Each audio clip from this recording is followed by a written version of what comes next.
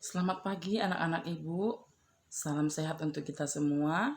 Kita berjumpa lagi dalam pelajaran kita hari ini, yaitu PPKN ya, untuk kelas 11. Oke, kita mulai pembelajaran kita. Ya, judulnya Membangun Demokrasi untuk Indonesia.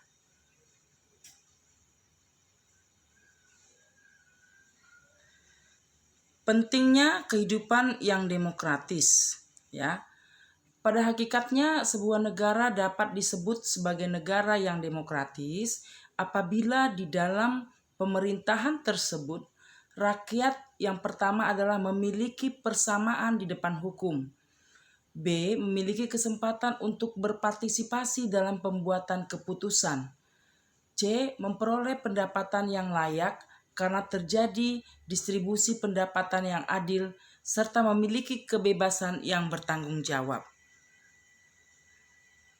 Kemudian, perilaku yang mendukung tegaknya nilai-nilai demokrasi.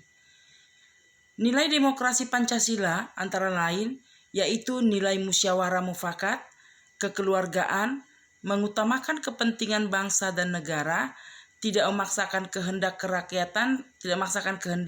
kerakyatan, permusyawaratan, hikmat, kebijaksanaan. Itu kalau kita lihat ya, kerakyatan, permusyawaratan atau musyawarah mufakat itu dari sila keempat Pancasila ya. Kemudian kita masuk lagi ke bukti bahwa negara Indonesia adalah negara demokratis baik secara normatif maupun empirik, yaitu ya, secara normatif demokrasi merupakan sesuatu yang secara ideal hendak dilakukan atau diselenggarakan oleh sebuah negara, seperti ungkapan pemerintahan dari rakyat, oleh rakyat, dan untuk rakyat. Dan istilah kedaulatan rakyat selalu tercantum dalam konstitusi yang pernah berlaku di Indonesia, antara lain Undang-Undang Dasar 1945, Konstitusi RIS, Undang-Undang Dasar Sementara 1950, dan Undang-Undang Dasar Negara RI tahun 1945. Kedaulatan ada di tangan rakyat dan dilaksanakan menurut Undang-Undang Dasar.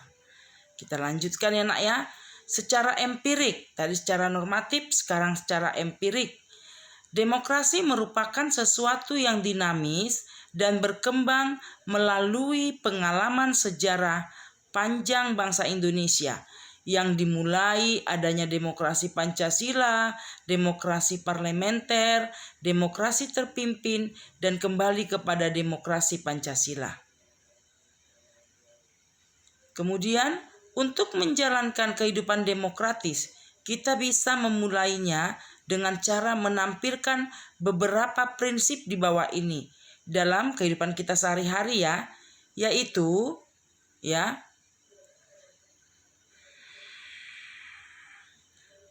memisahkan diri untuk berbuat sesuai dengan aturan main atau hukum yang berlaku. Kemudian membiasakan diri bertindak demokratis dalam segala hal. Kemudian membiasakan diri menyelesaikan persoalan dengan musyawarah, ya. Membiasakan diri mengadakan perubahan secara damai, tidak dengan kekerasan. Membiasakan diri untuk memilih pemimpin-pemimpin melalui cara-cara yang demokratis. Selalu menggunakan alat akal sehat dan hati nurani dalam musyawarah.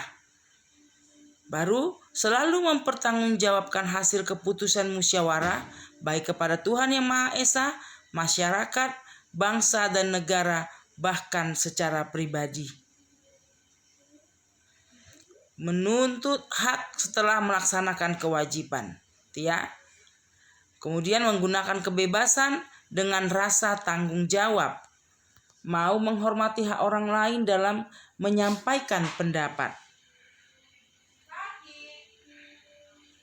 Kita lanjutkan.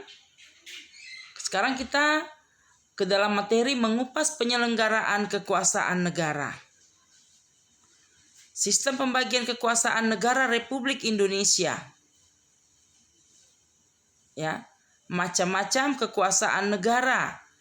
Kekuasaan adalah kemampuan seseorang untuk mempengaruhi orang lain supaya melakukan tindakan-tindakan yang dikehendaki atau diperintahkannya. Kekuasaan legislatif ini kita pelajari anak ya waktu kelas 10, yaitu kekuasaan untuk membuat atau membentuk undang-undang. Kekuasaan eksekutif yaitu kekuasaan untuk melaksanakan undang-undang atau untuk mengadili setiap pelanggar undang-undang. Kemudian ada kekuasaan negara menurut John Locke, ya, yaitu kekuasaan legislatif. Kalau menurut John Locke itu kekuasaan legislatif yaitu kekuasaan untuk membuat atau membentuk undang-undang. Kekuasaan eksekutif yaitu kekuasaan untuk melaksanakan undang-undang atau untuk mengadili setiap pelanggar undang-undang. Kekuasaan federatif yaitu kekuasaan untuk melaksanakan hubungan luar negeri atau kekuasaan untuk berperang. Jadi kalau menurut John Locke ada 3 kekuasaan, legislatif, eksekutif, dan federatif. Ya. Kemudian kita masuk ke dalam teori Trias Politica menurut Montesquieu. Ya. Menurut Montesquieu juga ada 3 kekuasaan. Yang pertama kekuasaan legislatif, yaitu kekuasaan untuk membuat atau membentuk undang-undang. Yang kedua kekuasaan eksekutif, yaitu kekuasaan untuk melaksanakan undang-undang. Yang ketiga kekuasaan yudikatif, yaitu kekuasaan untuk mempertahankan undang-undang termasuk untuk mengadili setiap pelanggar undang-undang. Jadi perbedaan antara kekuasaan John Locke dengan teori Montesquieu ini ada bedanya di dalam yang ketiga. Kalau menurut John Locke teori kekuasaan federatif, tapi kalau Montesquieu kekuasaan yudikatif. Inilah yang kita pakai di negara kita. 3 kekuasaan, legislatif, eksekutif, dan yudikatif. Kemudian macam-macam kekuasaan negara di Indonesia, ya. Macam-macam kekuasaan negara Indonesia itu ada kekuasaan konstitutif, kekuasaan eksekutif, kekuasaan legislatif, ya. Kemudian apalagi? Kemudian kekuasaan yudikatif, kekuasaan eksaminatif atau inspektif, dan kekuasaan moneter. Ini ada 6. Ini kayaknya sudah kita pelajari ya di kelas 10, tapi di kelas 11 diulang kembali. Ya, macam-macam kekuasaan negara di Indonesia. Ya, macam-macam kekuasaan negara di Indonesia. Tidak, tadi kita bilang ada 6 kekuasaan. Yang pertama adalah kekuasaan konstitutif. Ya, apa itu kekuasaan konstitutif? Kekuasaan untuk mengubah dan menetapkan undang-undang dasar. Kekuasaan ini dijalankan oleh MPR, ya, sesuai pasal 3 ayat 1 Undang-Undang Dasar Negara Republik Indonesia tahun 1945. Majelis Permusyawaratan Rakyat berwenang mengubah dan menetapkan undang-undang dasar. Kemudian yang kedua kekuasaan eksekutif. Kekuasaan ini, ya, eksekutif ini kekuasaan untuk menjalankan undang-undang dan penyelenggaraan pemerintahan negara, ya, dipegang langsung oleh presiden sesuai pasal 4 ayat 1 Undang-Undang Dasar Negara Republik Indonesia tahun 1945, ya, yang isinya itu Presiden RI memegang kekuasaan pemerintahan menurut Undang-Undang Dasar. Kemudian yang ketiga kekuasaan legislatif. Kekuasaan legislatif ini adalah kekuasaan untuk membentuk undang-undang, dipegang oleh DPR sesuai pasal 20 ayat 1 Undang-Undang Dasar Negara RI tahun 1945, yaitu DPR memegang kekuasaan membentuk undang-undang. Kemudian kita masuk ke dalam kekuasaan yudikatif. Kekuasaan yudikatif adalah kekuasaan untuk menyelenggarakan peradilan guna menegakkan hukum dan keadilan, dipegang oleh MA dan MK sesuai pasal 24 ayat 2 Undang-Undang Dasar Negara RI tahun 1945, yaitu kekuasaan kehakiman dilakukan oleh sebuah Mahkamah Agung dan badan peradilan yang berada di bawahnya dalam lingkungan peradilan umum, lingkungan peradilan agama, lingkungan peradilan militer, lingkungan peradilan tata usaha negara, dan oleh sebuah mahkamah konstitusi. Kemudian kita masuk ke dalam kekuasaan eksaminatif atau inspektif ya. Apa itu? Kekuasaan yang berhubungan dengan penyelenggaraan pemeriksaan atas pengelolaan dan tanggung jawab tentang keuangan negara. Dipegang oleh BPK ya, Badan Pemeriksa Keuangan, sesuai pasal 23E ayat 1 Undang-Undang Dasar Negara Republik Indonesia tahun 1945, yaitu untuk memeriksa pengelolaan dan tanggung jawab tentang keuangan negara. Diadakan satu badan pemeriksa keuangan yang bebas dan mandiri. Kemudian kita masuk ke dalam yang terakhir, kekuasaan moneter ya, tadi ada 6 ya.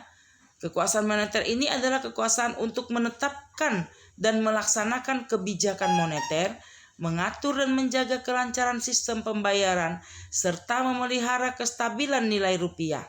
Dijalankan oleh Bank Indonesia sesuai pasal 23D Undang-Undang Dasar Negara Republik Indonesia tahun 1945, yang isinya negara memiliki suatu bank sentral yang susunan, kedudukan, kewenangan, tanggung jawab, dan independensinya diatur dalam undang-undang.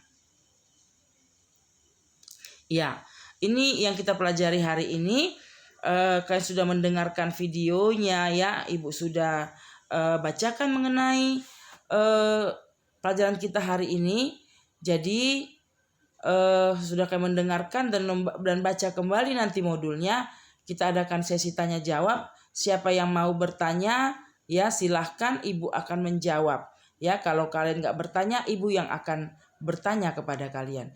Oke, sampai di sini pelajaran kita hari ini. Sampai jumpa minggu depan. Bye-bye, salam sehat.